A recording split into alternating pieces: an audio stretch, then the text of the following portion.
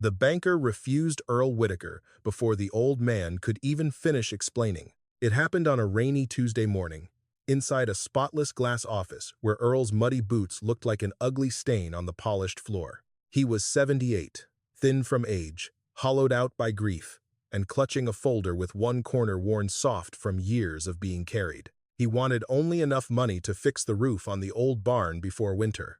The banker glanced at Earl's account, saw the balance, and gave him that poisonous little smile men use when they want an insult to sound like mercy. "Mr. Whitaker," he said, "you may want to consider selling the property instead of borrowing against it." The clerks heard it. Earl's son heard it. Even the woman waiting by the door looked away, as if humiliation had filled the room. But Earl did not get angry. He only opened the folder, took out a small brass key, and said, "Then, I suppose it's time you opened Clara's deed box." No one laughed after that. Not when the first document came out. Not when they saw whose names were on the valley. Before this story is over, that little brass key will unlock more than an old metal box. It will uncover what one quiet woman spent half her life protecting. So stay with Earl until the end, because this is not really a story about hidden money. It is a story about hidden justice. Rain had been falling over Whitaker Valley since before daylight. By the time Earl Whitaker parked outside Cumberland Valley Bank, his brown work coat was dark at the shoulders, and mud clung to his boots. He sat in the pickup, staring at bright windows and brass sign. The bank looked clean, warm, and untouched by weather. On the passenger seat lay the manila folder. Inside were photographs of the storm damage, a repair estimate, insurance papers that would not cover enough, and notes written in his careful hand. He was not asking for much, just enough to fix the barn roof before winter. But the barn was not just a building. Clara had served food there after floods, funerals, bad harvests, and ice storms. Earl had danced with her there on their 40th anniversary while half the valley clapped along. Now the storm had torn open the back slope of the roof, and Earl had $214 in his checking account. He took the folder and walked inside. The young clerk looked at the mud on his boots before she looked at his face, as if the dirt had judged him already. "I have an appointment with Mr. Hollis," Earl said. "Grant Hollis?" she asked. Earl nodded. "You can have a seat." Across the lobby, his son Daniel stood near the coffee station. Daniel had insisted on coming, but he had not sat beside him. He had chosen distance. That hurt more than Earl showed. When Grant Hollis opened his office door, he looked polished and certain of himself. His father, Warren Hollis, had run the bank for decades. "Mr. Whitaker," Grant said, "come on in." Earl rose slowly. Daniel followed, but stayed near the door. Grant sat behind his desk and listened while Earl explained the storm, the damaged roof, and the small loan he needed. Earl did not plead. He simply told the truth and slid the estimate across the desk. Grant nodded as if listening, but Earl could feel the refusal forming before the folder was even opened. "I understand," Grant said. "Let me take a look." He typed for a few seconds. Then he stopped. Earl saw the change in his face. Grant's mouth tightened, then softened into a smile meant to sound kind, but it landed cold and insulting. "Well," Grant said, leaning back, "your current balance is $214. Daniel shifted near the door. Earl stayed still. Grant glanced at Earl's coat, the folder, and the rainwater darkening his cuffs. "And with the property carrying back taxes and maintenance issues, I'm not sure a repair loan is the most responsible direction." "The barn can be saved," Earl said. "Maybe," Grant replied. "But sometimes, saving an old structure costs more than letting it go." Through the glass wall, Earl saw one clerk slow as she passed. Another looked up from the counter. The humiliation was no longer private. It had started leaking into the lobby. Grant lowered his voice, but not enough. "Mr. Whitaker, at your age, and with your account in this condition, you may want to consider selling the property instead of borrowing against it." The words settled hard in the room. Selling the property, as if the valley were a burden, as if the barn were scrap, as if the hill, where Clara was buried, could be flattened into a number on a closing statement. Daniel spoke quietly. "Dad," He's not wrong. Earl turned toward him. Daniel swallowed. Maybe this is the time to be realistic. You can't keep patching everything. The barn, the fences, the house. It's too much. Grant said nothing. You could sell before it gets worse, Daniel said. Move somewhere easier, somewhere safe. Earl looked at his son and saw not cruelty, but embarrassment, dressed as concern. To Daniel, the valley had become a problem.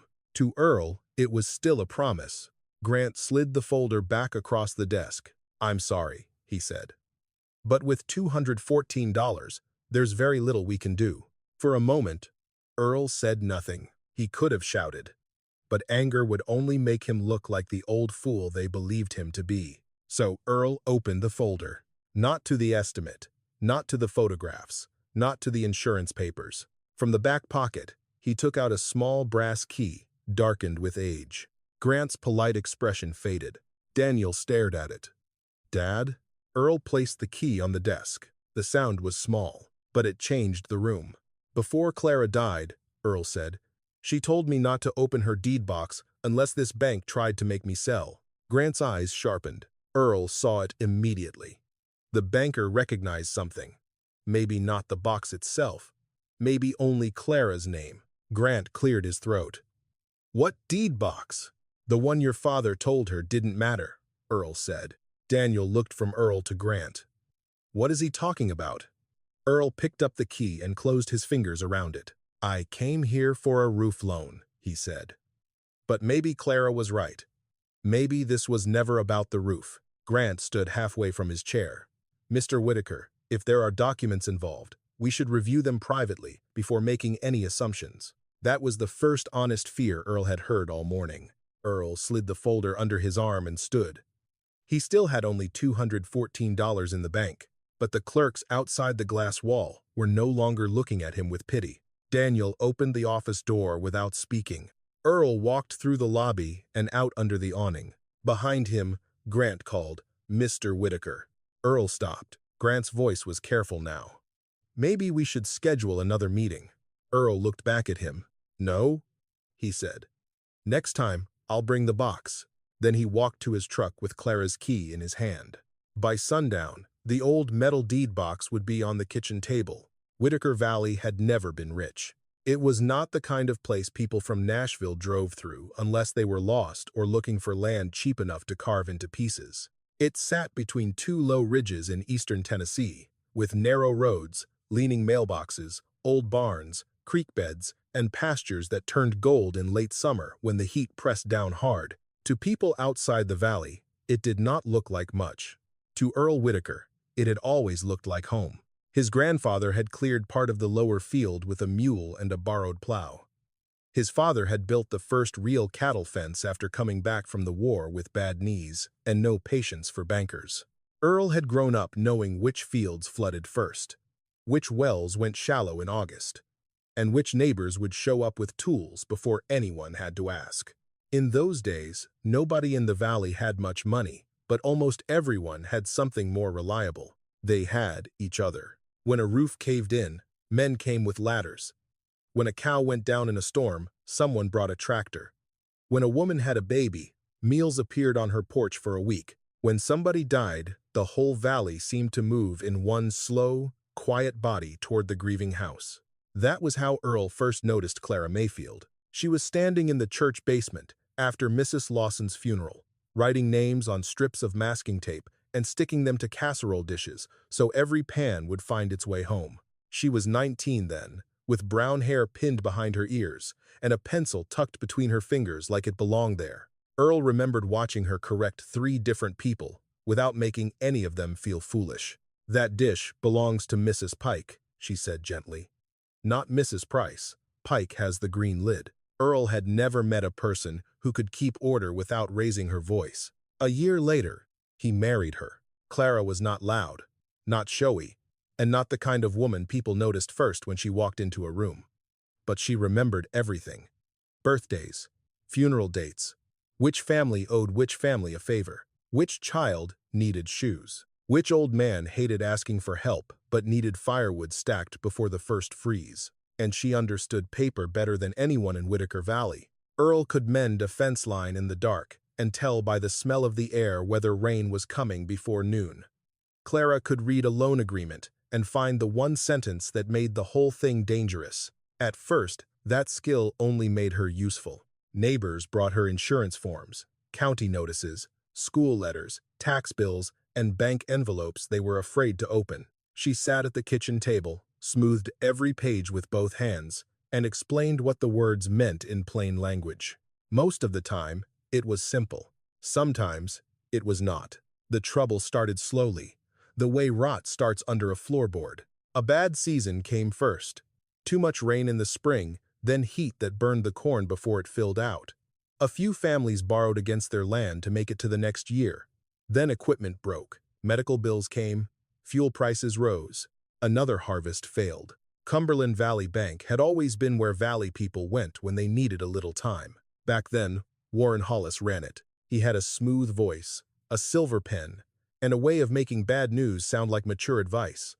He called people by their first names when he wanted them comfortable, and by their last names when he wanted them afraid. Earl did not trust him. Clara trusted him even less. At first, Warren offered extensions. Then he offered restructuring. Then he offered bridge loans with words most farmers did not use at the feed store. Penalty interest, variable terms, collateral adjustment, deed consolidation. People signed because they were tired. They signed because their children needed school clothes. They signed because the bank said this was the only way to save the farm. Then the notices started coming. The Pike place was first. Everyone said it was a shame, but maybe Vernon Pike had fallen too far behind. Then the Dawson land went. Then the Webb pasture. Then the small cabin where the Miller sisters had lived since they were girls. Each time, the story sounded almost the same. A payment had been late. A notice had been missed. A fee had changed. A signature had been misunderstood. A deadline had passed before anyone realized there had been a deadline at all. Earl watched neighbors who had worked land for 30 years stand outside the courthouse with folded papers in their hands, looking like they had been robbed in a language they could not read. It made him furious, but fury did not stop foreclosure. He went with Mr. Dawson to the bank once, wearing his cleanest shirt and carrying every receipt Dawson had saved in an old cigar box. Warren Hollis listened for 10 minutes, then said the matter was unfortunate but final. Final. That word followed Earl home. That evening, he found Clara at the kitchen table, with the Dawson receipts spread in front of her. She was not crying. That was how Earl knew something in her had changed. Clara cried for hurt feelings, sick children, dead dogs, and lonely widowers. But when something was deeply wrong, she went quiet. "This receipt says he paid before the deadline," she said. Earl stood behind her chair. "Warren says the bank never posted it in time." "That is not the same thing," Clara said. Her voice was calm, too calm. Over the next few years, Whitaker Valley seemed to lose itself one paper at a time. Families moved away before dawn because they could not bear goodbyes. Barns stood empty. Fences sagged. Land that had once held names became parcels on county maps. Earl felt every loss like a personal failure. He had always believed a man protected his neighbors by showing up, working hard, and standing beside them when trouble came. But this trouble did not come with broken beams or flooded roads. It came folded in envelopes. It wore a tie. It spoke in paragraphs. Earl did not know how to fight that. Clara did. At least, she tried. She began keeping copies of everything people brought her, not the originals. She never stole, never hid what belonged to someone else. But if a neighbor asked her to explain a paper, she asked permission to copy it. If a widow received a notice she did not understand, Clara wrote down the date, the amount, the name on the letterhead, and who signed it. She bought file folders from the Five and Dime in town. Then more folders. Then a metal box. Earl asked her once what she planned to do with all of it. Clara kept writing. "I don't know yet," she said. "But if nobody keeps the pattern, then someday they'll say it never happened." That sentence stayed with Earl. The pattern. That was what Clara saw before anyone else did. Earl saw suffering in separate houses. Clara saw repetition. Earl saw Vernon Pike losing his place, then Dawson, then Webb, then Miller. Clara saw the same kind of notice, the same missing dates, the same bank initials, the same signatures appearing at the wrong moments. She did not accuse Warren Hollis in public. She did not have proof strong enough for that. But she stopped trusting every paper that came from Cumberland Valley Bank. As the years passed, the valley learned to lower its voice around certain memories. People stopped naming who had lost what. Children grew up not knowing that the pasture behind their school had once belonged to a family who raised sheep there. New owners arrived with survey stakes and gravel drives. Old names disappeared from mailboxes. Earl kept farming what remained of the Whitaker place. Clara kept the records. Then she got sick. It came slowly at first. A tiredness she could not sleep away. A cough, a doctor visit, then more doctor visits. Earl drove her to appointments in the same old pickup, pretending he did not see how she folded her hands over the pain. Even then, Clara worried more about the papers than herself. One evening, not long before the end, she asked Earl to help her lift the loose pantry board. Beneath it was the old metal deed box, wrapped in oilcloth. Earl had seen the box before. He knew it held papers. He did not know it held the valley. Clara placed her hand on top of it. "Don't open it because you're angry," she told him.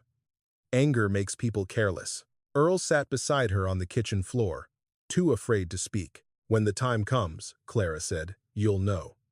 If the bank ever tries to make you sell, open it then."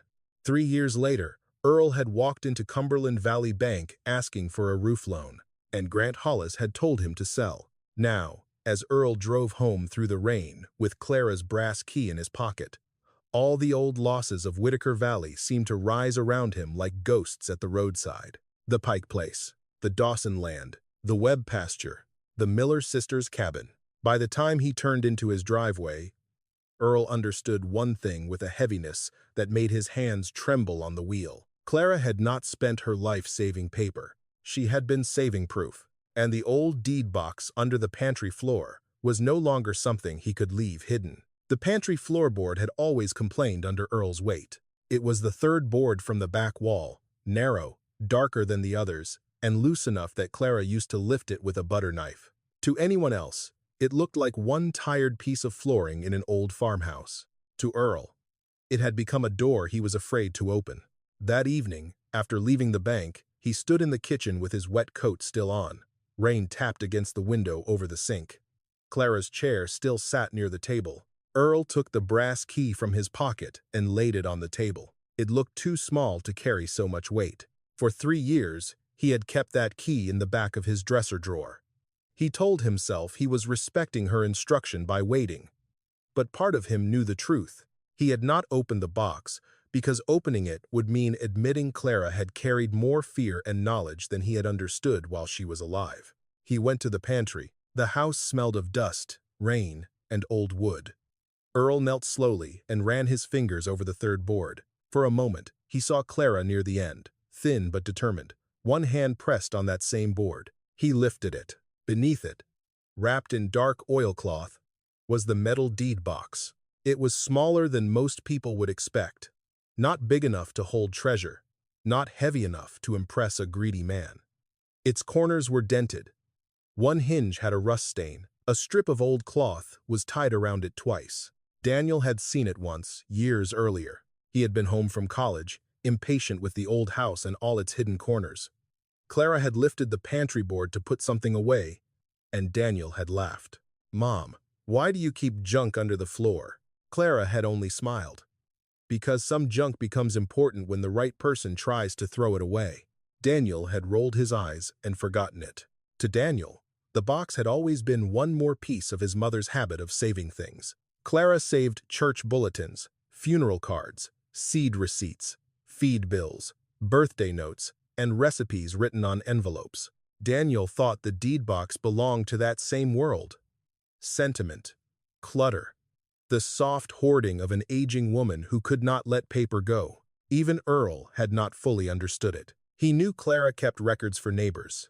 He knew people came to the house with bank letters and county notices. He knew she made copies, wrote dates in the margins, and stored papers with a care that sometimes made him uneasy. But he had not asked enough questions. That shame sat heavier on him now than the box itself. Earl carried it to the kitchen table and set it down. For a long while, he did not untie the cloth. Instead, he looked out at the dark yard. Beyond the house, he could see the barn and the torn place in the roof where the storm had peeled back the metal like a wound. That was what had sent him to the bank. A roof. But Grant Hollis had turned the roof into a demand that Earl sell. Daniel had agreed. And the moment Grant heard Clara's name, fear had moved across his face. That was when Earl knew the box was not only Clara's burden anymore. He untied the cloth. The knot gave way slowly.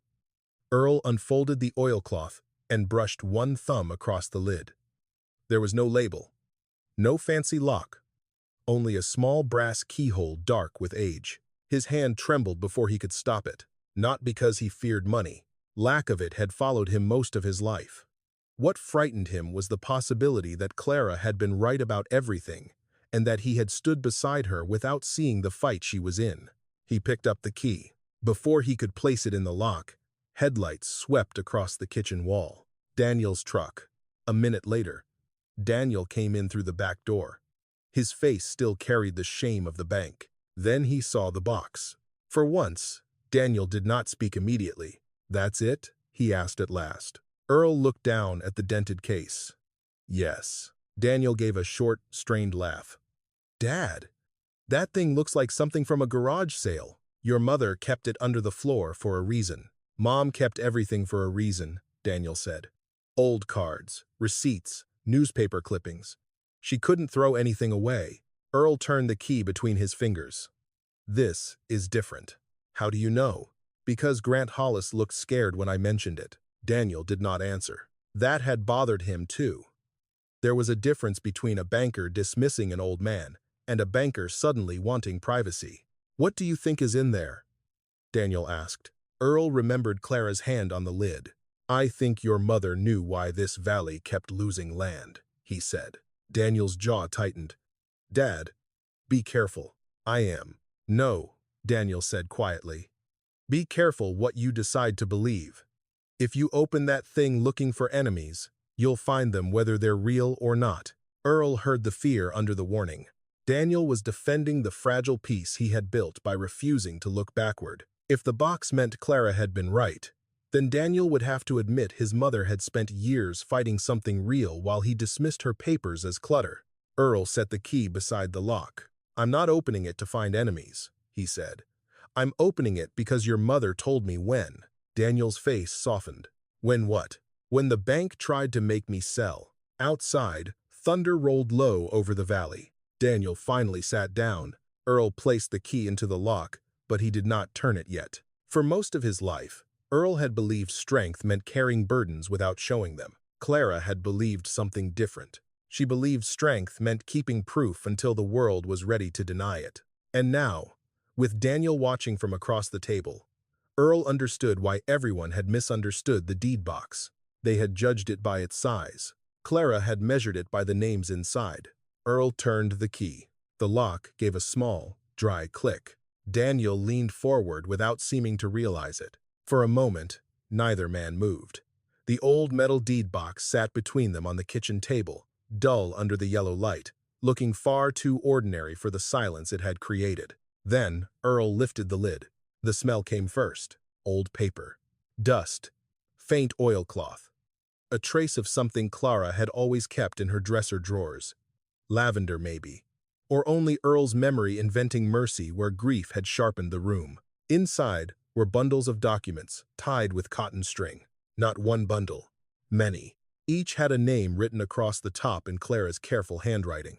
Pike, Dawson, Webb, Miller, Hale, Bennett.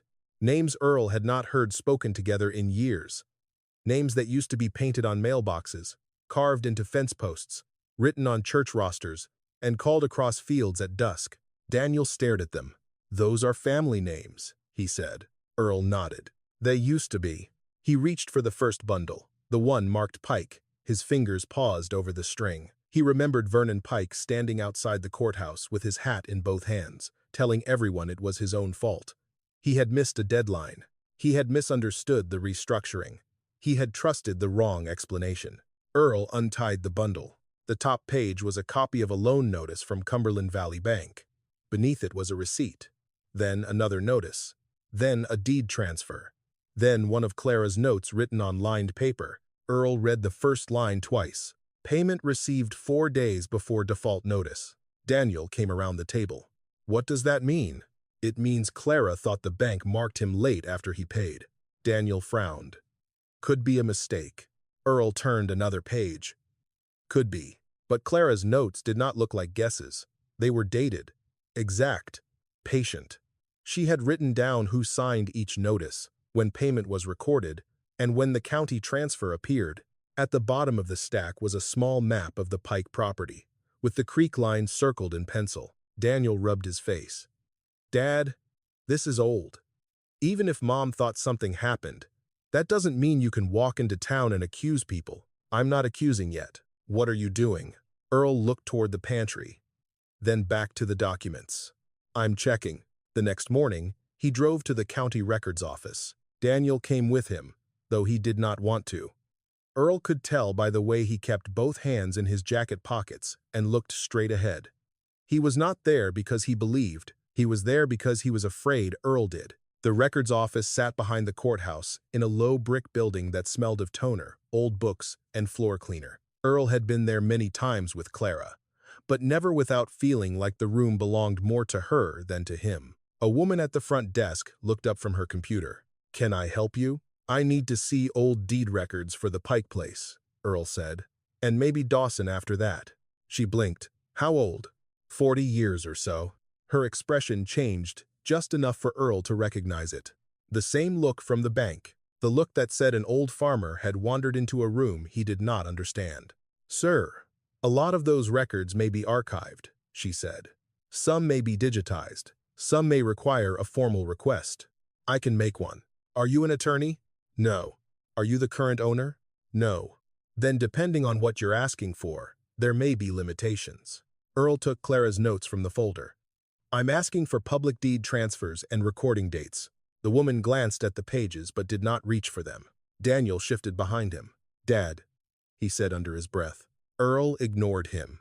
The clerk sighed softly, the kind of sigh meant to remain polite while making sure the person heard it. Name, Vernon Pike, she typed, then typed again. The room seemed to slow around the sound of her keyboard. After a moment, she said, there was a transfer recorded in 1986. Who signed it? I can't summarize the document for you. I'd like to see the image. She looked at him then, longer this time. It will take a minute.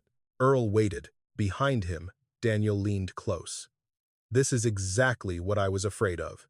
You're going to make people think you've lost it. Let them think. That doesn't help you. It might help Vernon Pike. Vernon Pike is dead. Earl turned. That doesn't mean what happened to him stopped mattering. Daniel looked away. When the clerk printed the document, she placed it on the counter like she expected Earl not to know what he was seeing. Earl did not understand every legal phrase, but he understood dates. He understood signatures. And he understood Clara's handwriting in the margin of her copy. The county recording date matched her note. The bank notice date did not. There was a gap. Not a large one. Not enough to prove everything, but enough to make Earl feel the first cold edge of certainty. Before he could ask for Dawson, a man stepped out from a side office. Mr. Whitaker? Earl looked up. It was Grant Hollis. He wore no raincoat this time. No office smile, only a careful expression that tried too hard to appear casual. Daniel stiffened. Grant looked at the papers on the counter. I heard you were looking into some old records. Earl folded the printed copy and placed it in his folder. News travels fast. This is a small county, Grant said. So it is. Grant lowered his voice. I meant what I said yesterday. If you believe there are documents involving the bank, we should sit down privately before misunderstandings spread. Earl studied him. There it was again. Not anger. Concern. But not for Earl. For control. The clerk busied herself at the computer, pretending not to listen. Daniel stepped in. Maybe that's a good idea. We don't want this turning into something it isn't. Earl looked at his son, then at Grant, then down at the name Pike on Clara's folder. For 40 years, Vernon Pike had carried the shame of losing his place. His children had left the valley believing their father had failed. His pasture had changed hands twice. His mailbox had been pulled up and thrown behind the shed. And here was Grant Hollis, asking for privacy. Earl closed the folder. "I'll review what I have," he said. Grant relaxed slightly. Then Earl added, "But I won't do it in secret." The relaxation disappeared. Grant's eyes moved to the folder again. "Mr. Whitaker, you need to be careful. Old papers can be confusing." Earl nodded. "That's what your father told Clara."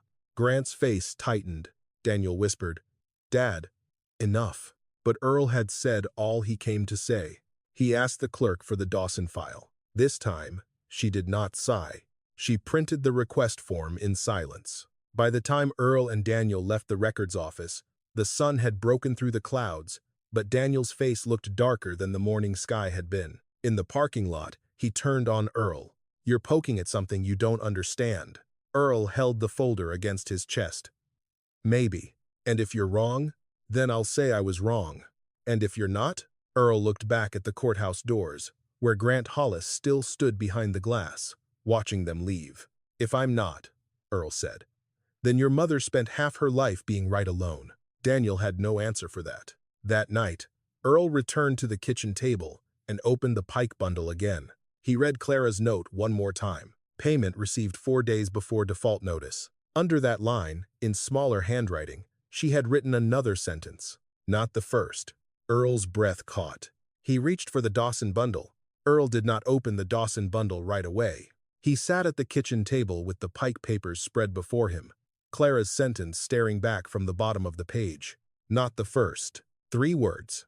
That was all. But they changed the room. Until then, Earl had been telling himself there might be an explanation. A mistake in posting. A confused clerk. A date written wrong. Old papers had a way of losing their meaning when too many years passed over them. But Clara had not written like a woman guessing. She had written like a woman counting. Daniel stood near the sink, arms folded, watching his father read the same line again. "What does that mean?" he asked. Earl did not look up. "It means your mother thought Pike wasn't the first family it happened to." Daniel's voice tightened. "Thought." Earl finally looked at him. "You keep using that word like Clara didn't know how to read." Daniel's face changed, not with anger this time, but pain. "I'm not saying Mom was foolish," he said. "I'm saying this is old. People make mistakes. Records get messy. Then let's see how messy." Earl reached for the Dawson bundle. The string came loose with one pull. Inside was another set of copies. A loan extension agreement, 2 payment receipts, a foreclosure notice, and a deed transfer recorded 6 weeks later. Clara had written dates in the margins, each one neat enough to hurt. Earl arranged the papers in order. Daniel sat down despite himself. At first, neither man said anything. They only read. Then, Daniel picked up one receipt and placed it beside the foreclosure notice. "This payment was made before the notice," he said. Earl nodded. Daniel frowned. "But the notice says the account was already delinquent. Read Clara's note." Daniel turned the page. Posted after notice issued. Receipt held 12 days. He swallowed. That could still be clerical. It could. Earl opened the web bundle. The same rhythm appeared again. A payment made before default. A late posting. A fee added before the family was told. A transfer signed under pressure. Then the Miller bundle. Then Hale. Not every document was complete. Clara had not been able to save everything. Some papers were only copies. Some were notes from conversations. Some were fragments of notices people had brought to her after the worst had already happened. But the pattern was no longer hiding. It was standing in front of them. Daniel got up and walked to the window. Outside, the barn was a dark shape against the wet field. "My whole life," he said quietly, "I thought those families just failed." Earl stacked the papers slowly. So did they. That was the cruelest part. The valley had not only lost land, it had inherited shame. Men who had worked from before sunrise to after dark died believing they had failed their wives and children. Widows left town thinking they had been careless. Children grew up remembering lowered voices, closed curtains, and furniture loaded into trucks before neighbors could see too much. Clara had kept what they were too humiliated to keep. The next morning, Earl drove to see Ruth Dawson. She was 86 now and lived in a small white house near the county line with plastic flowers in the front window and a porch ramp her nephew had built. Earl had not seen her in nearly a year. Daniel drove him there but stayed in the truck at first. Ruth opened the door with a cane in one hand. For a second, she looked confused. Then, her eyes recognized Earl. "Earl Whitaker," she said. "You look older than you ought to." "So do you," Earl said. She laughed once, dry but real. "Then come in before we both fall over." Her living room smelled of peppermint, dust, and old photographs. Earl sat across from her and placed the Dawson bundle on the coffee table. The laughter left her face. "Where did you get those?" "Clara kept copies," Earl said. Ruth touched the top page but did not lift it. Her fingers trembled. "I told her not to trouble herself," she said. By then, it was done. She didn't think it was done. Ruth looked toward the window. For a long moment, she seemed to be listening to a year that had ended decades earlier. "My husband paid," she said. Earl's chest tightened. Ruth turned back to him. "Everybody said Frank must have missed something. He said he didn't. He kept saying he paid on the Monday, same as Warren told him. But then the letter came, saying the deadline had passed." Daniel had come in quietly, and now stood near the doorway. Ruth saw him and gave a faint nod. "Your mother believed Frank," she said. Daniel did not move. Ruth reached for a small wooden box on the side table. From inside, she took an old photograph of a farmhouse Earl remembered well. White porch, 2 chimneys, pasture rising behind it. "We left in November," she said. "Frank never looked back at the house. Not once. Said if he looked, he wouldn't be able to keep driving." Her voice thinned. "He died believing the valley thought he was irresponsible." Earl looked down. "I'm sorry, Ruth." She shook her head. "Sorry doesn't give a man back 40 years. "No," Earl said, "but proof might give him back his name." Ruth stared at him. Then, slowly, she reached into the wooden box again and pulled out a folded receipt protected inside an old church program. "I kept this," she said. "Frank told me to throw it away. I couldn't." Earl unfolded it carefully. The date matched Clara's note. The bank stamp matched too. Daniel stepped closer. Ruth watched his face change as he understood. "This is original?" Daniel asked. "Only thing I had left that made me think Frank wasn't crazy," Ruth said. Nobody spoke for a while. The room seemed too small for what had just entered it.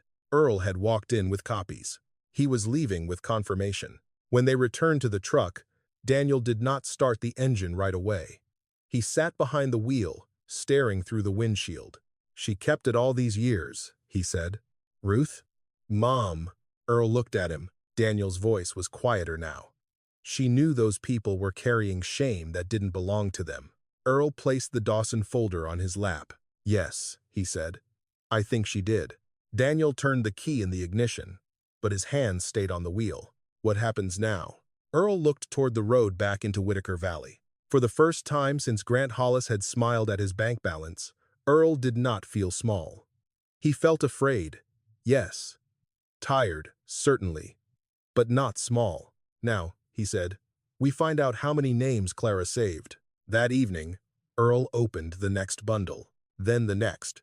By midnight, the kitchen table was covered in old notices, receipts, maps, and Clara's steady handwriting. Pike had not been first. Dawson had not been last. And somewhere inside the deed box, Earl began to suspect.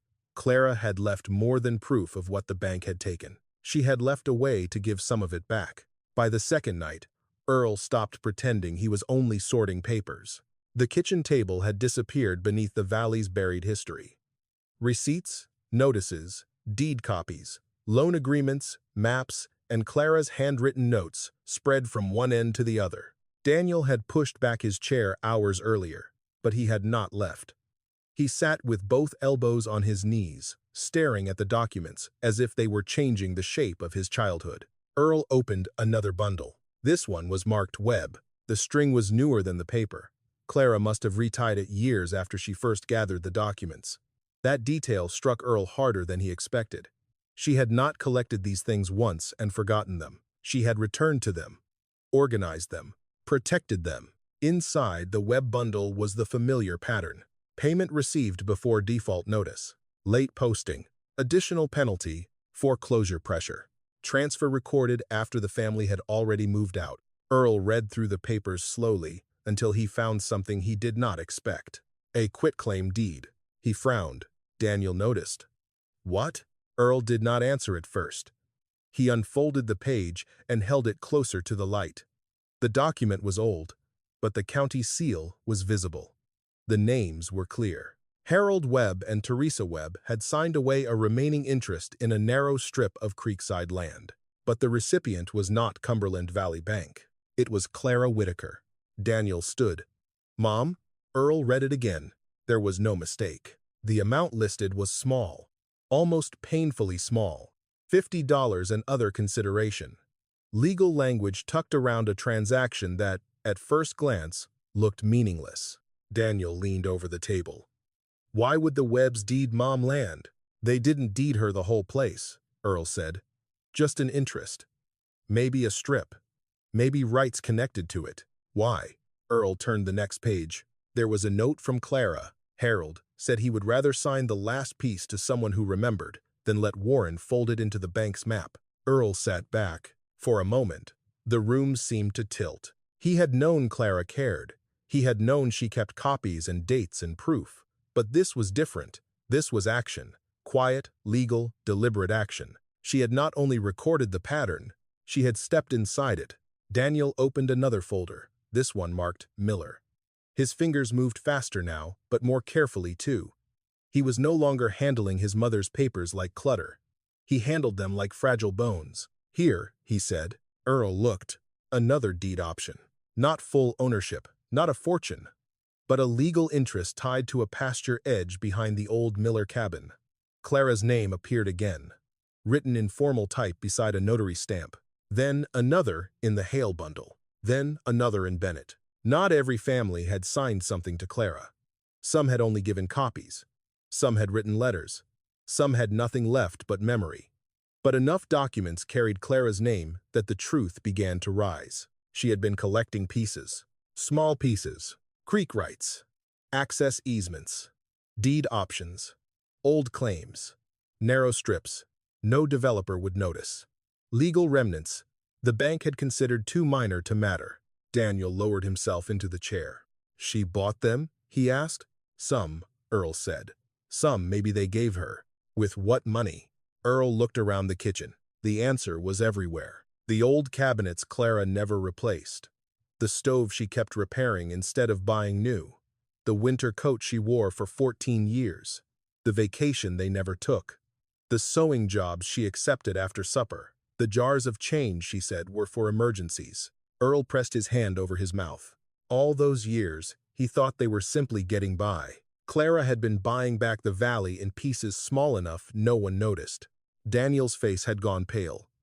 Dad, Earl shook his head once, not to stop him, but because he could not speak yet. There was another envelope at the bottom of the Webb bundle. It was addressed to Earl, but never mailed. Clara must have written it knowing he might one day find it. His hands trembled as he opened it.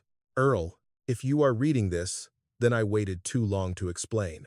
Or God decided my time was shorter than my work. Please do not be angry with me for the things I kept from you. I did not keep them because I doubted you. I kept them because I knew your heart. You would have marched into Warren Hollis's office before we had enough proof, and he would have buried us with words. These papers are not revenge. They are doors. Some families signed what little they had left to me because they wanted one person in this valley to remember the truth. Some sold me tiny interests because pride would not let them accept charity. Some gave me copies because copies were all they had. Do not treat this as wealth. Treat it as a responsibility. Earl stopped reading. Daniel finished the last line softly. If the day comes when the bank tries to take what remains, use these papers to bring the valley back into the light. The room went still. Outside, wind pressed against the house. Somewhere in the dark, a loose piece of barn metal knocked once, then again. Daniel sat down slowly. She knew, he whispered. Earl folded the letter with both hands. She knew enough. No, Daniel said. She knew we would misunderstand her. That hurt because it was true. For years, Daniel had treated Clara's paper saving as sentiment. Earl had treated it as worry. The valley had treated its own losses as personal failure. But Clara had seen the deeper wound. Shame had scattered the families, and silence had protected the people who profited from it. Earl reached for the map at the bottom of the deed box. It was not the small pike map he had seen before. This one showed the valley. Clara had drawn it by hand on several pieces of paper taped together. The creek ran down the center in blue pencil. Roads were marked in black. Old family boundaries were outlined in faded red. The current parcels were marked in gray, but there were small circles across the map, dozens of them. Each circle had initials: P, D, W, M, H, B, Pike, Dawson, Webb, Miller, Hale, Bennett. Earl followed the circles with his eyes. They were not random. Some touched creek access. Some crossed old lanes. Some sat where barns used to stand. Some marked legal easements that connected one property to another. Daniel leaned over the map. What does it mean? Earl studied Clara's notes along the edge. Then he understood. It means the bank didn't get clean ownership of everything they thought they took. Daniel looked at him. Earl tapped one of the circles. If these interests are still valid, they complicate the titles. Complicate how? Enough that a sale may not be simple. Enough that families may have claims. Enough that the bank will have to answer questions it thought were dead. Daniel stared at the valley map. For the first time, Earl saw his son look at the land not as a burden, but as a living record. A record of theft. A record of endurance. A record of Clara. Daniel picked up one of the deed options. This could be worth money. Earl looked at him sharply. Daniel shook his head. I don't mean for us. I mean, this is why Grant got scared. Yes, Earl said, because the deed box did not make Earl rich in the way Grant Hollis would understand. It made him dangerous. Not with threats. Not with anger. With paper. The same weapon the bank had used against the valley. Earl gathered Clara's letter and placed it beside the map. For 3 years, he had thought the box was a final request from his dead wife. Now he understood it was unfinished work. And whether he wanted the burden or not, Clara had left him the only thing stronger than grief. A way forward. By morning, Grant Hollis was no longer pretending this was about a barn loan. Earl knew it before the phone rang. He had slept badly in the chair beside the kitchen table, one hand resting near Clara's letter, as if someone might come through the door and take it. Daniel had fallen asleep on the couch sometime after midnight, still wearing his jacket, with the valley map folded beside him. When the phone rang at 7:13, both men woke. Earl answered. Mr. Whitaker, Grant said, his voice smoother than it had been at the records office. I think we should sit down today. Earl looked at the deed box on the table. About the roof loan? A short silence followed. About the documents you mentioned. They're Clara's documents.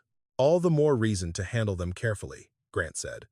Old paperwork can be misread. I'd hate to see you create unnecessary conflict in the community. Earl almost laughed. Unnecessary conflict. As if the conflict had not started 40 years earlier, when men lost farms and were told to blame themselves. I'll let you know when I'm ready, Earl said. Mr. Whitaker, my concern is for you. No, Earl replied. Your concern is that I'm not alone anymore. He hung up. Daniel sat up slowly. That was Grant? Earl nodded. Daniel rubbed both hands over his face. Dad, you can't just hang up on the bank. I can when they call my house before breakfast to tell me how to think. Daniel looked toward the table, where the papers had been sorted into careful stacks. They're going to come at you harder now. I expect they will. Daniel stood and paced the kitchen. And what's the plan? We just keep opening old folders until someone sues us? We find someone who understands land records. A lawyer? If we have to. With what money? Earl did not answer. That was the point Daniel wanted him to feel. Truth was expensive. Fighting was expensive. Even being right could cost more than a poor man had. By noon, a black sedan pulled into the driveway. Earl saw it from the kitchen window. Daniel came to stand beside him. A woman in a gray coat stepped out first, holding a leather folder. Grant followed her, looking less polished in daylight outside Earl's house. He glanced toward the barn, then toward the broken roof, then back at the porch. "They came here?" Daniel said. Earl reached for his coat. "That means they're worried." The woman introduced herself as Marlene Voss, counsel for Cumberland Valley Bank. She did not smile much, which Earl respected more than Grant's polished concern. "Mr. Whitaker," she said, "we're here to prevent confusion from becoming harm." "What kind of harm?" "Reputational harm. Legal harm. Harm to families who may not appreciate old matters being stirred up without context." Earl stood on the porch, hands in his coat pockets. The families who lost land might appreciate context. Marlene's eyes moved to Daniel, then back to Earl. "May we come inside?" "No." Grant shifted. "Mr. Whitaker, this would be easier at a table." "My wife's papers are on that table," Earl said. "You won't sit at it until I invite you." For the first time, Daniel did not correct him. Marlene opened her folder. "We are aware you accessed public records related to several historical property transfers. We are also aware you may possess copies of bank documents. Clara possessed them. Your late wife may have gathered incomplete materials. Then why are you standing on my porch?" Grant's jaw tightened. Marlene continued. "Because making accusations based on incomplete materials could expose you to liability." "There it is," Earl said. Daniel looked at him. "Dad," but his voice had changed. Less warning now. More fear. Marlene softened her tone. "Mr. Whitaker, no one wants to threaten you. You are an elderly man dealing with grief, financial strain, and a damaged property. It would be understandable if certain documents felt more meaningful than they are." That one hit Daniel before it hit Earl. Earl saw his son's eyes lift sharply. Elderly, grief, financial strain. They were not attacking the papers yet. They were preparing to attack him. Earl kept his voice steady. "My mind is sound. I didn't say otherwise," Marlene replied. "No," Earl said. "You just brought the words close enough for my son to hear them." Grant looked away. Daniel took one step forward. He understands what he's reading. Marlene turned to him. "And you are?" "Daniel Whitaker." "Then I hope you'll help your father avoid a situation that could become painful for everyone." Daniel's face tightened. For years, that sentence might have worked on him. Avoid pain, avoid embarrassment, avoid public conflict, sell the property, move on, let the past stay buried. But he had seen Ruth Dawson's receipt. He had seen Clara's letter. He had seen his mother's name on documents he had once dismissed as junk. "What would you like him to do?" Daniel asked. Marlene paused. "Allow the bank to review the materials privately before any further action is taken. And after that, we can determine whether there is anything that requires clarification." Earl looked at Daniel. Daniel understood at once. Clarification meant control. Private review meant disappearance. Concern meant warning. "No," Daniel said. The word surprised everyone, including himself. Grant stared at him. "Daniel, this could affect your family's future." "It already has." Marlene closed her folder. Her voice became colder. "Then, I advise you both not to discuss these documents publicly until proper review has occurred." Earl nodded once. Advice noted. The sedan left 10 minutes later, tires hissing over wet gravel. Daniel remained on the porch after they were gone. His hands were shaking. Earl stood beside him without speaking. "Finally," Daniel said. "They were going to call you confused." "Yes, and I almost helped them." Earl looked at him. Daniel stared out toward the valley. "At the bank. Yesterday, I almost made it easier. You were scared." "I was ashamed," Daniel said. "There's a difference." Earl did not soften the truth for him. "Yes," he said, "there is." That afternoon, word began spreading. Not the whole truth, not yet, but enough. Earl had old papers. The bank had sent a lawyer. Clara Whitaker's name was being mentioned again. By evening, 2 trucks slowed in front of Earl's house. One kept going, the other stopped. A woman stepped out holding a shoebox. Earl recognized her as Louise Webb, Harold Webb's daughter. She had moved back after her husband died and lived in a rented place outside town. "I heard you had Mama's old papers," she said. Earl opened the door wider. Louise held up the shoebox. "I might have some too." Daniel looked at Earl. Then another truck turned into the drive. then another. By dark, Earl's kitchen held more people than it had since Clara's funeral. Not many. 5 at first, then 7. Quiet people, careful people, people carrying envelopes, tax receipts, old photographs, county notices, and stories they had spent years swallowing. No one called it a meeting, not yet. But as Earl watched Daniel clear space on the table for Louise Webb's shoebox, he felt something shift. The bank had come to isolate him. Instead, they had reminded the valley, where the light was still on.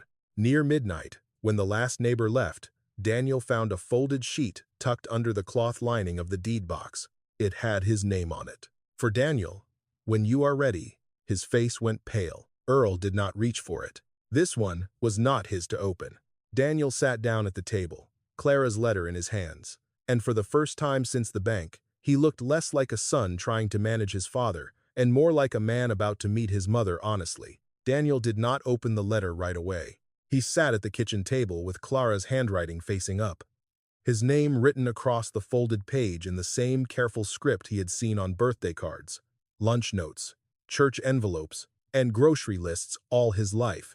For Daniel, when you are ready, those 5 words seemed heavier than every deed on the table. Earl sat across from him and said nothing.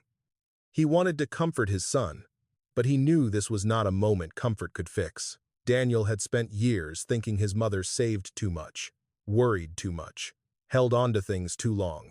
Now the whole valley was beginning to learn that Clara had seen what everyone else had missed. Daniel unfolded the letter. His hands shook once. Then he began to read. My dear Daniel, if you are reading this, then your father has opened the box, and what I was afraid of has come back to the door. I know you will be angry with me. Maybe not at first.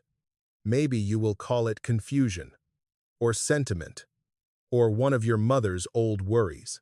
But anger will come when you realize I let you grow up without telling you how much of this valley was taken. I did not hide the truth because I thought you were weak. I hid it because I wanted you to have a childhood that was not built entirely around bitterness.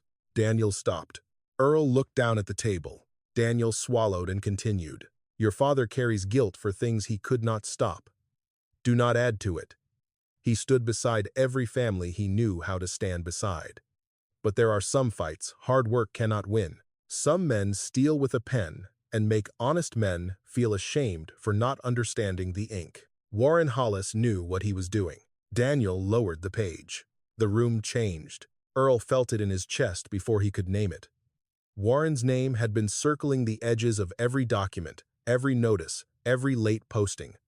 But Clara had written it plainly. Warren Hollis knew what he was doing. Daniel read on. You will find a ledger in the bottom compartment. It is not mine.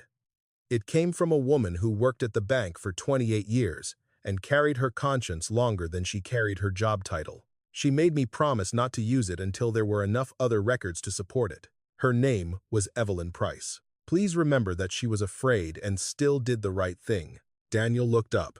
Bottom compartment? Earl reached for the deed box. At first, he saw nothing. Then Daniel lifted the cloth lining where the new letter had been tucked. Beneath it was a thin panel of metal. Fitted so neatly Earl would never have noticed it. There was a small notch near the corner. He pulled it up. Underneath lay a flat ledger wrapped in brown paper. No one spoke. Earl placed it on the table as carefully as if it were a living thing. The cover was black, cracked at the corners, with no title on the front. Inside, the pages were filled with columns, names, account numbers, payment dates, posting dates, penalty codes, internal notes, and initials. Daniel turned the pages slowly. At first, the entries looked like bookkeeping. Then the differences began to show. Pike. Payment received, March 3. Posted March 17. Default notice issued March 9. Dawson. Payment received June 11. Posted June 23. Late fee added June 15. Webb. Extension approved verbally. Denied in file. Foreclosure recommendation signed W.H. Miller. Widow requested review. No review granted. Transfer prepared before notice period expired. Hale. Bennett. Lawson. Price. Cooper. Name after name. The ledger did not shout. That made it worse. It simply recorded what had been done. Daniel pushed back from the table as if the chair had burned him. "This is real," he said. Earl's throat tightened. "Yes." Daniel stood and walked to the sink, gripping the edge with both hands. "Warren Hollis signed these. Some of them. Grant's father." "Yes." Daniel turned back. "And Grant knows."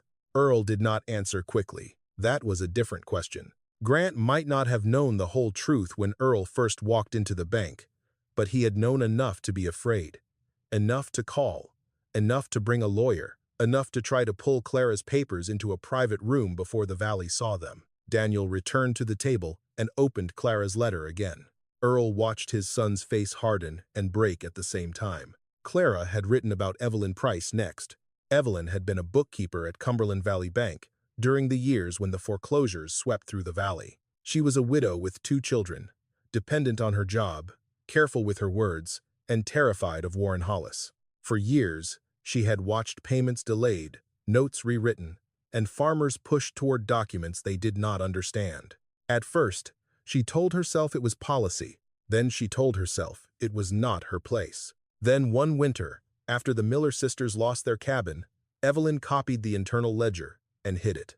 She brought it to Clara in a paper grocery sack after dark. Daniel read the next line aloud.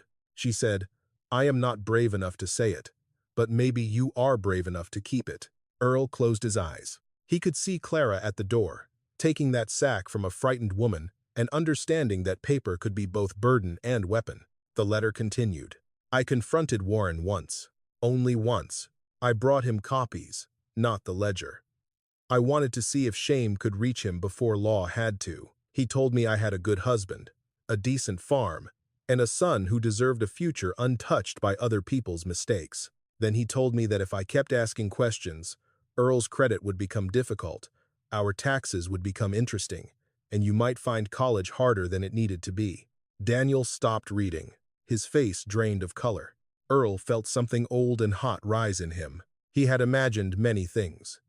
Mistakes, greed, corruption hidden behind polite language. But this was worse. Warren had not only dismissed Clara, he had threatened her through the people she loved. And Earl had not known. For years, Clara had sat beside him at supper, folded laundry, packed church dishes, and asked about his day while carrying that threat alone. Daniel's voice broke. "She didn't tell us." "No," Earl said. "Because of me. Because she loved you." Daniel shook his head. "That doesn't make it better." "No," Earl said. "It only makes it true." They read the rest together. Clara had never intended to destroy the bank for revenge. She had written that revenge was too small for what had been taken. Revenge would make people look at Warren Hollis. Clara wanted them to look at the families, at the names, at the land, at the shame that had been placed on the wrong shoulders. That was why she gathered copies. That was why she accepted tiny deed interests from families who had nothing else left to give. That was why she kept the ledger hidden until the pattern could stand without rumor. "If the day comes," she had written, "do not let this become a story about how wicked one man was. That is too easy. Make it a story about how many people carried shame that was never theirs." Daniel placed the letter on the table. For a long time, neither he nor Earl spoke. The kitchen seemed filled with Clara now. Not as a ghost, not as a memory softened by grief, but as a woman of flesh, patience, fear, and iron. Earl looked at the ledger, then at the map, then at the stacks of family names. All these years, he had thought Clara was preserving the past. Now he understood. She had been preparing for a future moment when the valley would be tempted to sell itself one last time. His barn roof, his loan, Grant's insult, Daniel's shame, the bank lawyer on the porch. They were not separate events. They were the same old hand reaching again. Earl stood slowly. Daniel looked up. "What are you doing?" "Taking the box out of this house." Daniel's eyes widened. "Tonight? Tomorrow morning." "To who?" Earl looked toward the dark windows, beyond them to the valley where families had carried false shame for 40 years. "To everyone." Daniel glanced at the ledger. "Dad, once this is public, there's no putting it back." "I know. They'll fight. I know that too. They'll offer money." Earl gave a tired smile. Then we'll know they read it.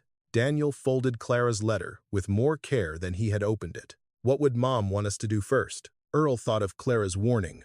Do not open it because you're angry. He placed one hand on the deed box. She would want us to start with the names. The next morning, Earl would call Ruth Dawson, Louise Webb, and every family whose bundle sat in Clara's box.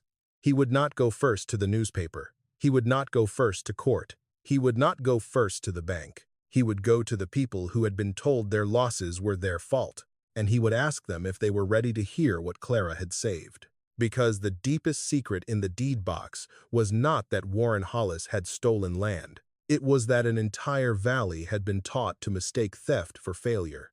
And Clara Whitaker had spent half her life making sure that lie did not get the final word.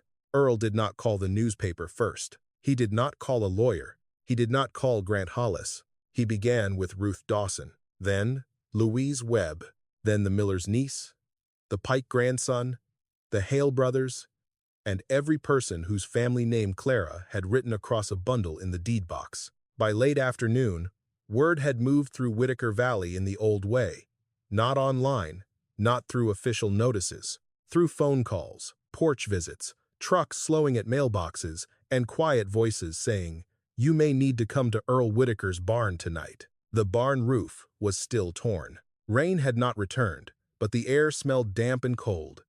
Daniel strung work lights along the center beam and swept the floor where Clara had once set folding tables for church suppers. Earl watched him work without saying much. Something had changed between them. Not everything. Not yet, but enough.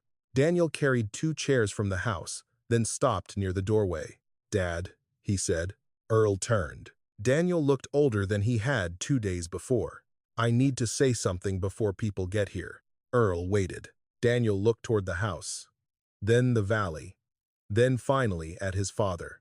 "I was ashamed of you." The words came out flat, like they had cost too much to decorate. Earl said nothing. "At the bank," Daniel continued, "and before that too. I thought you were holding on because you couldn't accept that things were over. I thought Mom kept all those papers because she was lonely or scared or stuck in the past." His throat tightened. "I made both of you smaller in my mind because it was easier than admitting I didn't understand what you were carrying." Earl looked down at his rough hands. Daniel stepped closer.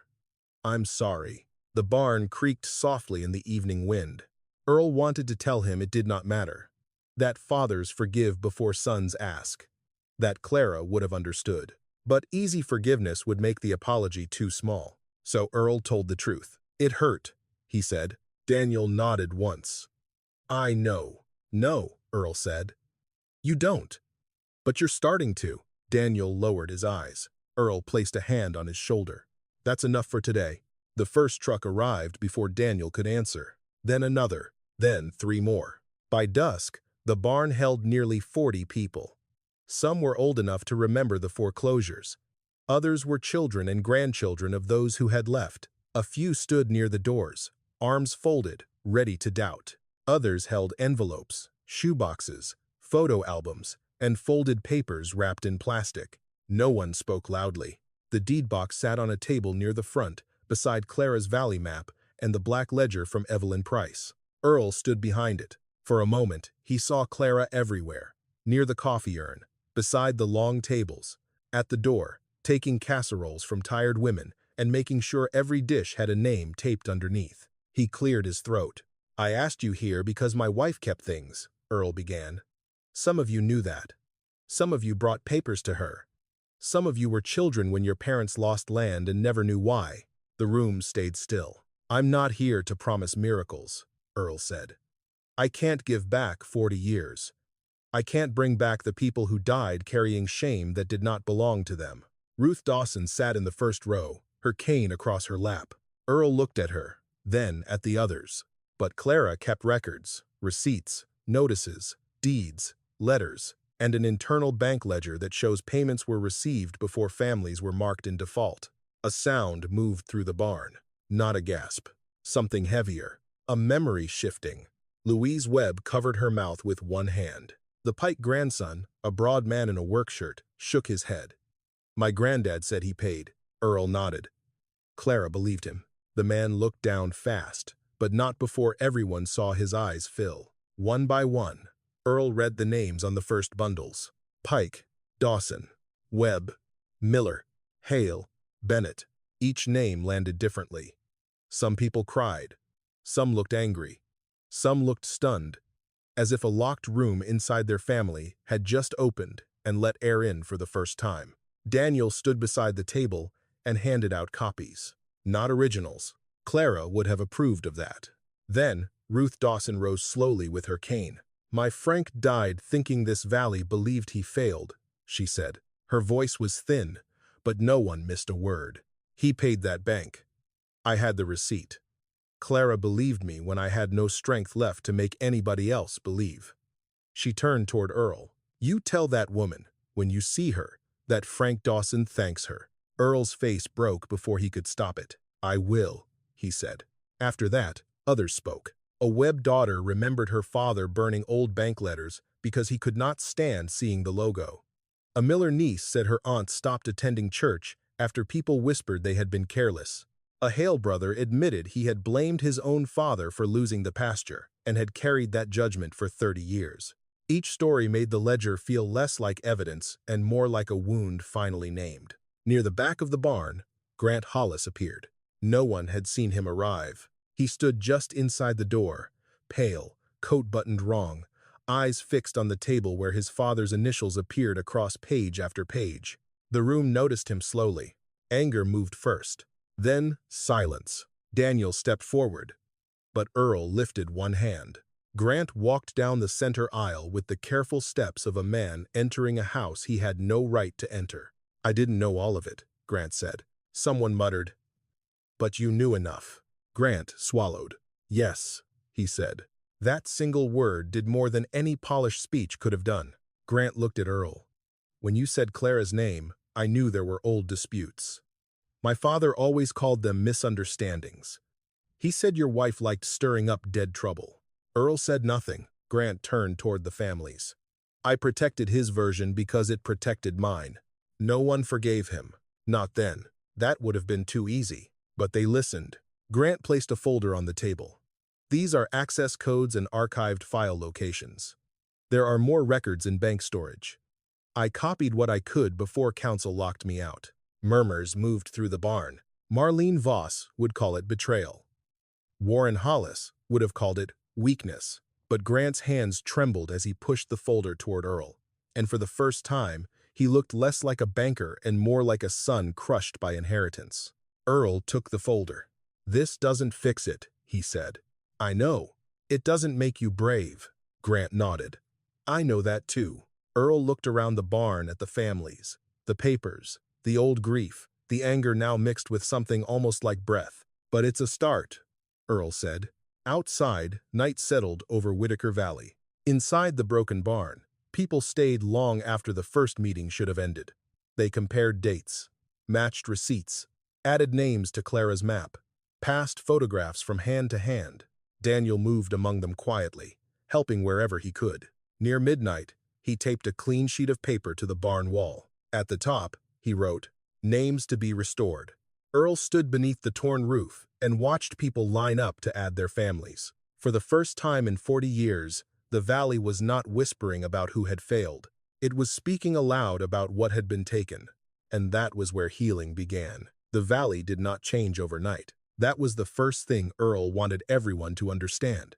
Old wrongs did not untangle just because people finally spoke them aloud.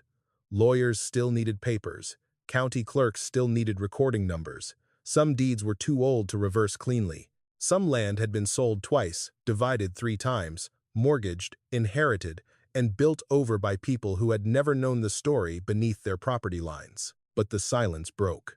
And once it broke, it could not be put back. Within 3 weeks, the state banking office opened a review. Within 2 months, the county agreed to preserve Clara's documents as part of an official historical record. By spring, several disputed easements and creek rights were restored to families who had believed those claims were gone forever.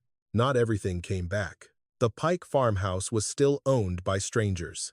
The Miller cabin had collapsed years earlier. The Dawson pasture had been cut by a road, and would never look the way Ruth remembered it. But names came back. That mattered more than Earl expected. At the first county meeting, Ruth Dawson sat in the front row, while Frank Dawson's payment receipt was entered into public record. She did not cry when they read his name.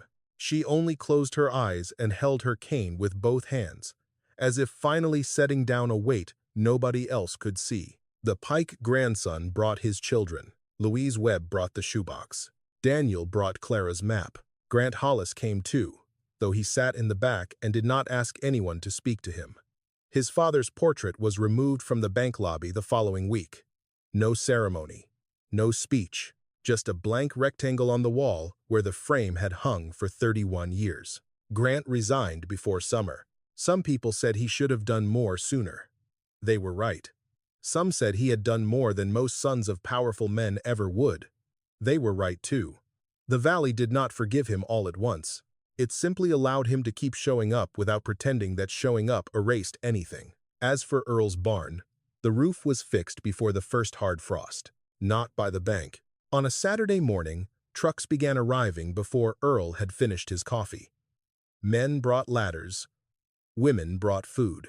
Younger folks brought tools, tarps, nails, lumber, and the kind of energy old buildings borrow when people decide they still matter. Daniel climbed the ladder first.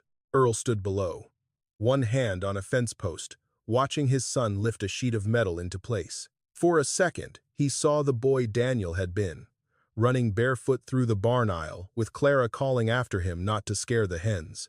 Then Daniel looked down. "You going to stand there judging my work all morning?" Earl squinted up at him. "Depends how bad it is." Daniel laughed. It was not the old laugh yet. Not easy. Not untouched. But it was real. By evening, the torn black opening in the roof was gone. The barn looked scarred, patched, and tired, but it stood. Earl understood that better than anyone. A month later, the first community supper returned to Whitaker Barn. Long tables filled the center aisle. Crockpots lined the wall. Children ran between adults who had once been told their grandparents failed. On the far side of the barn, Daniel had built a glass front cabinet from salvaged oak. Inside sat Clara's deed box. Not hidden, not wrapped in oilcloth, not buried under a pantry floor where fear and patience had kept it safe. Beside it lay copies of the restored names, Clara's valley map, and a small card Daniel had written himself. These records were preserved by Clara Whitaker, who believed shame should never be allowed to bury the truth. Earl read that card several times before the supper began. He did not say anything. He only touched the edge of the cabinet and looked away.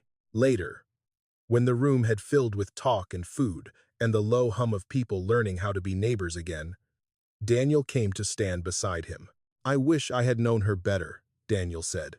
Earl looked at him. "You knew her." "Not all of her." "No," Earl said. "Neither did I." That truth no longer felt like a failure.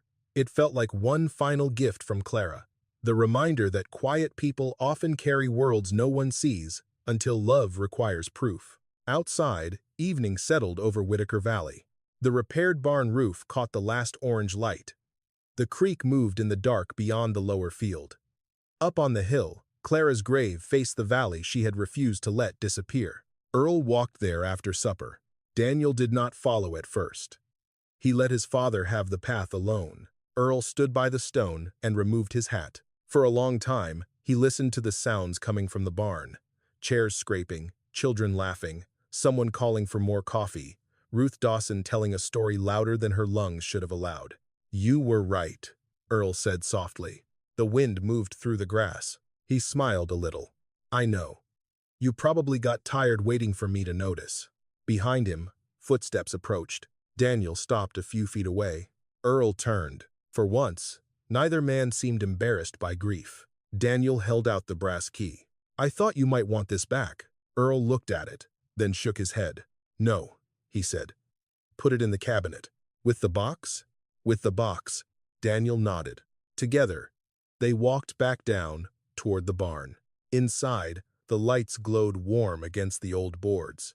The deed box waited behind glass, not as treasure, not as revenge, but as a witness. Earl had gone to the bank with $214 and a damaged roof. He came home with the truth Clara had protected.